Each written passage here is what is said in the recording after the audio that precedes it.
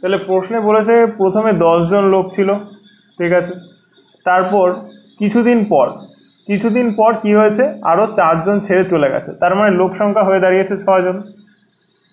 বলেছে 10 জন যখন ছিল তখন কি কাজটা 40 দিনে কমপ্লিট হতে পারতো, আর যখন 6 জন হয়ে গেছে তখন কাজটা 50 দিনে কমপ্লিট হতে পারতো, 50 দিনে কমপ্লিট হবে, এটা আর কি বলেছে।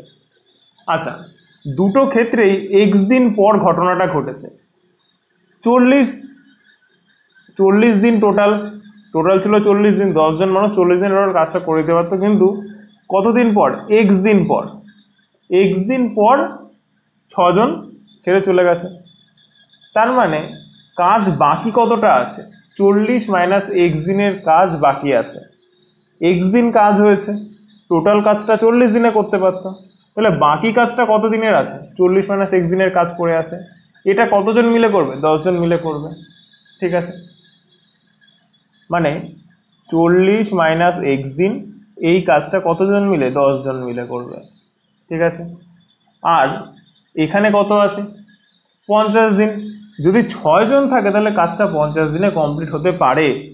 আচ্ছা, কাজটা বাকি কদিনের আছে, 50 দিনের মধ্যেও এই ক্ষেত্রেও এক্স দিন পর্যন্ত কাজ হয়েছে, এক্স দিন পর্যন্ত, তাহলে এক্স দিনের পরে কতদিন থাকবে, 50 মাইনাস এক্স দিন থাকবে, 50 মাইনাস এক্স দিন।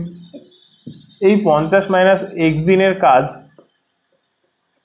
50 মাইনাস এক্স দিন, এটাকে যদি আমরা 6 দিয়ে গুণ করি তাহলে এই দিকে যে কাজটা আছে আর এই দিকে যে কাজটা আছে এই দুটো সেম হবে, ঠিক আছে। মানে এক্স জন ছেড়ে চলে গেছে, এক্স দিন পর্যন্ত কাজ হয়েছে, তাহলে বাকি কতটা কাজ থাকে, 40 মাইনাস এক্স দিনের কাজ, এটা 10 জন মিলে করছে, তাই 10 জন মিলে এই 40 মাইনাস এক্স দিনে যতটা কাজ করবে, 50 মাইনাস এক্স দিনে 6 জন মিলেও ঠিক ততটা কাজই করবে। তাহলে এটাকে সলভ করলে আমাদের অ্যান্সার চলে আসবে। এদিকে 10 আছে, এদিকে 5, আর এটাকে 2 দিয়ে কাটলে 3। আচ্ছা, এখানে 200 minus 5x equals to 150 minus 3x, minus 3x এদিকে আসলে মাইনাস 2x ইকুয়ালস টু 200 দিয়ে গেলে মাইনাস 50। আচ্ছা, 2 দিয়ে 50 কাটলে 25, মাইনাস মাইনাস কাটলো, তাহলে x এর মান কত আসছে, 25। তাহলে 25 দিন পরে ওই লোকগুলো ছেড়ে চলে গেছিল।